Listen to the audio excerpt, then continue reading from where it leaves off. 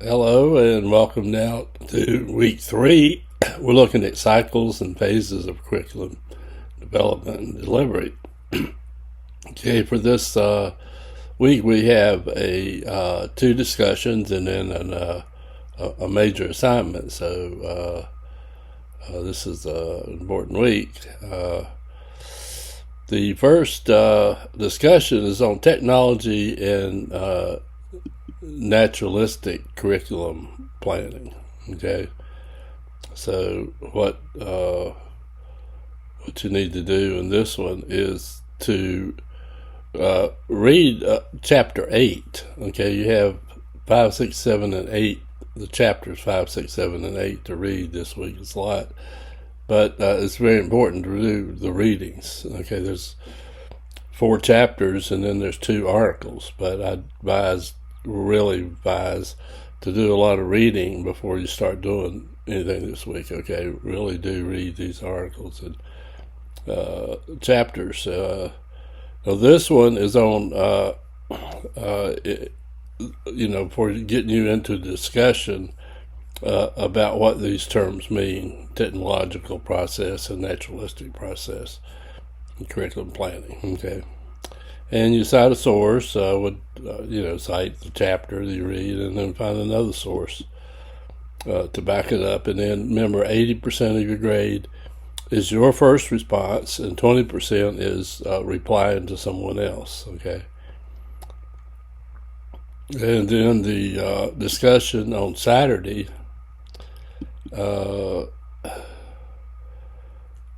is about curriculum design theories. Basically, it's looking up the difference between subject-centered and learner-centered and problem-centered. Okay. And those are terms, most schools are subject-centered.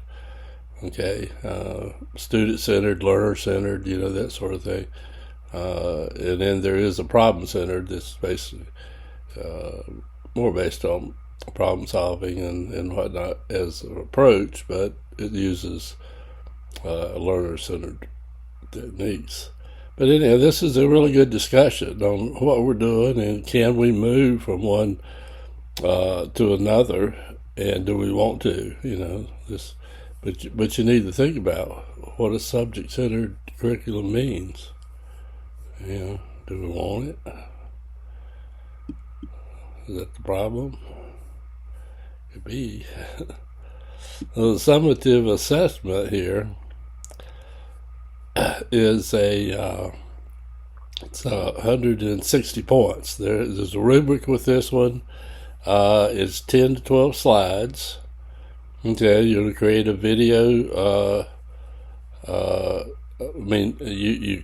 Here's the way to make a video out of a PowerPoint. It tells you how to do this. You've done, I think, your first one here. So, and this is very important. You use your audit. You start with week 1 and explain the key elements of the curriculum design cycle. Okay, this is important. And summarize the major strengths of the curriculum, but then summarize the areas of improvement.